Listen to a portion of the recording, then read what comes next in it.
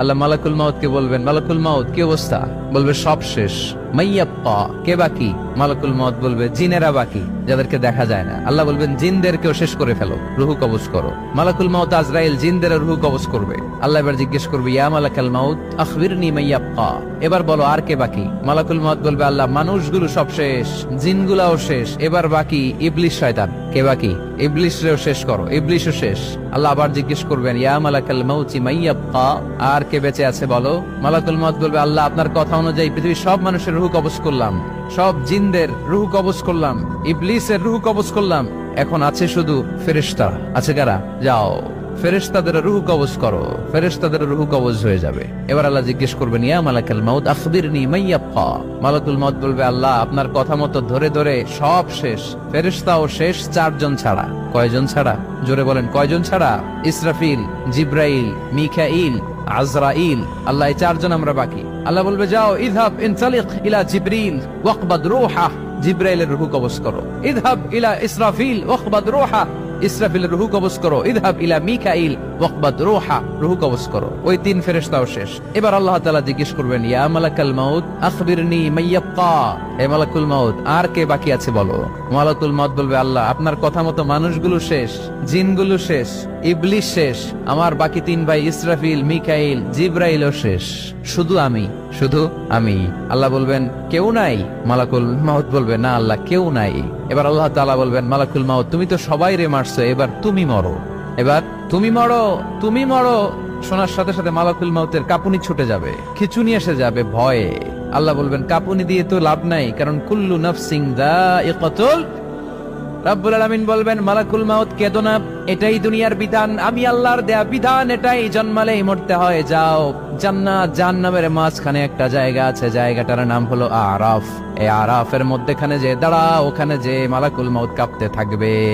মালাকুল মাউত বলবে, আল্লাহ সৃষ্টির শুরুতে যদি জানতাম, সৃষ্টির শুরুতে যদি জানতাম সবাইকে মৃত্যুদান করার পরে, রুহু কবজ করার পরে আমাকেও মরতে হবে, তাহলে এই কঠিন দায়িত্বের ব্যাপারে আপনার কাছে ক্ষমা চাইতাম।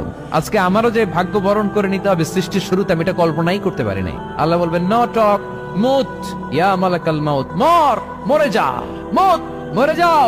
বলার সাথে সাথে মালাকুল মাউত এক বিকট চিৎকার হাঁকিয়ে মরে যাবে। মালাকুল মাউতের চিৎকারটা সেদিন এত ভয়ঙ্কর হবে, বিষ্ণু ইসা ইসলাম বলেন, ওই চিৎকারের আওয়াজ যদি পৃথিবীর মানুষেরা কান দিয়ে শুনতে পেত, তাহলে কিয়ামত সংগঠিত হওয়ার জন্য আলাদা করে ইসরাফিলের সিঙ্গার প্রয়োজন হতো না। ওই চিৎকারের আওয়াজে প্রতিটা মানুষ কানের পর্দা ফেটে ওই জায়গায় লাশ হয়ে পড়ে যেত। এবার ডানে বায়ে সামনে পেছনে উপরে নিচে কেউ নাই, একজন ছাড়া। জোরে বলতে হবে, তিনি কে?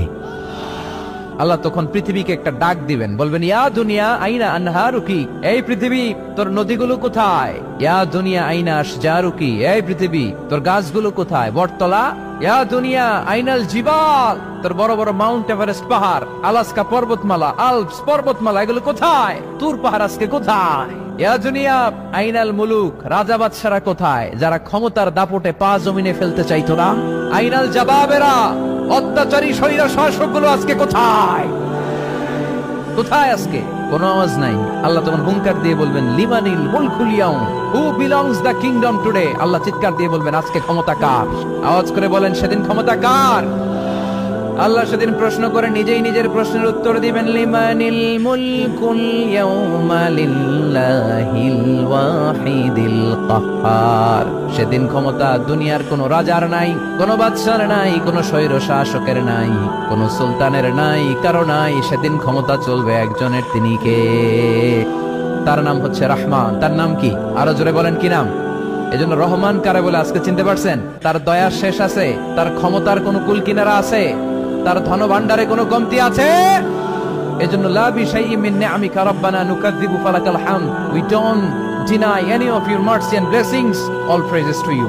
আল্লাহ তোমার কোন নিয়ামতকে আমরা অস্বীকার করি না। আল্লাহ প্রথমে ধমক দিয়ে বলছেন, এই মানব জাতি আর জিন জাতি, আমার কোন নিয়ামতকে অস্বীকার করবি? আমরা বলি কোনটাই অস্বীকার করি না। সকল প্রশংসার মালিক একজন, তিনি কে? ইমাম বাইহাকি বলেন, আল্লাহর হাবিব সাল্লাল্লাহু আলাইহি ওয়াসাল্লাম ইরশাদ করেছেন, ইন্না লিকুল্লি শাইইন আরুস ওয়া আরুসুল কুরআনি সূরাতু আর-রাহমান। আলেম ওলামারা বলেন তো আরুস মানে কি? মাশাআল্লাহ, নববধূ। আরুস মানি নতুন বউ, আরুস মানি নতুন বউ, নববধূ। আল্লাহর হাবিব বললেন, লিকুল্লি শাইইন আরুস, সবার একটা করে নববধূ হয়। আর কোরআনের নববধূর নাম সূরা আর-রাহমান। ইন্না লিকুল্লি শাইইন আরুস ওয়া আরুসুল কুরআনি সূরাতু আর-রাহমান। দুনিয়ার প্রত্যেকের জন্য আল্লাহ একজন করে নববধূ দান করেছেন। আল্লাহর কোরআনেরও একটা নববধূ আছে, এই কোরআনের নববধূর নাম সূরা আর-রাহমান। কোরআনের নববধূ, কোরআনের নতুন বউ, কোরআনের নতুন বউ। কেন আল্লাহ এত সূরা থাকতে, 114টা সূরা থাকতে আর রহমানকে কোরআনের নববধূ বললেন? এর কারণ, নববধূ যেমনি বাসর রাতে হাতে পায়ে আলতা মেখে, বেনারসি শাড়ি পরে, জুয়েলারি অর্নামেন্টস পরে, পার্লারিং করে, মেকআপ করে হাজবেন্ডের জন্য নিজেকে উজাড় করে সাজায়, ঠিক তেমনি আল্লাহ তাআলা এই দুনিয়াতে আমাদেরকে কি নিয়ামত দিয়েছেন।